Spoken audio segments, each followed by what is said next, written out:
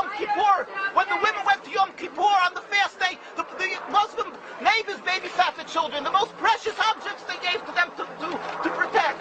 How could that be if they're our enemies, mortal enemies? Because they're not.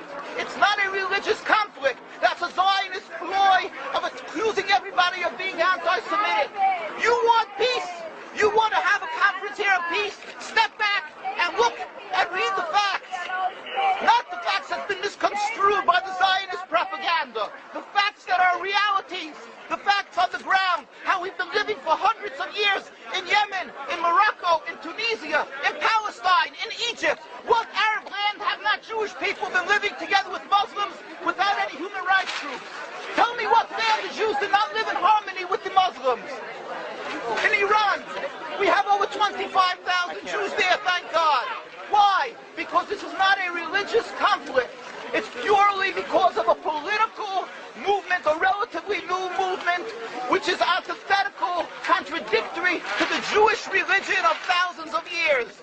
Judaism is spirituality, a religion of compassion to emulate God. Zionism has been created 100 years ago by atheists, people who have abhorred religion, who wanted to transform Judaism from religion to nationality, to a purely materialistic base, godless in its essence.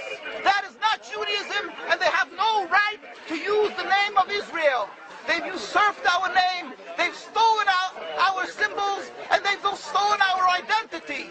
And they are causing death and destruction, year in and year out. For over 50 years, death and bloodshed has not stopped because of a pure ideological belief called Zionism. They sacrifice on their idol bodies, human beings, hearts, souls. They rent, they've destructed houses, they've destructed people's lives. What can we do about this? Let's step back and think. There is a solution with God's help. If we would put away the politics, then we could know that we've been living and coexisting together. We most profusely apologize to the Muslims, to the Arabs, what has been done to them. And then we can return and make restitution for what has been done to them. And then we will be able to live in harmony. Not an Israeli state, but one Palestinian state. One state as we have been living for hundreds of years. There will be peace. And you will see that this 50 years has been a nightmare, a mirage, and nothing to do. Your fear-mongering, that's what Zionism does. It's panic, going into a theater and yelling, fire, fire, that's what Zionists do. We've been living with the Muslims. We've been living, yes, Ahmadinejad keeps on stating that he does not want to harm the Jews, but the Zionists keep on antagonizing them. Of course you don't, because you have an agenda. You want to further Zionism. You want enemies.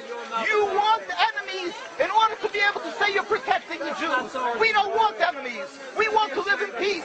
We have been always living in peace with the Muslims, and we will, with God's help, continue to live with them in peace. We implore the participants in this conference, read, step back, study the history truthfully, and see what the true Jewish voice is of hundreds of thousands of Jews who are still true to their religion, whether they're living in Jerusalem, whether they're living in New York. What do these Jews in Williamsburg section of Brooklyn, hundreds of thousands of Jews who are the most God-fearing in the community, why are they all opposed to the state of Israel?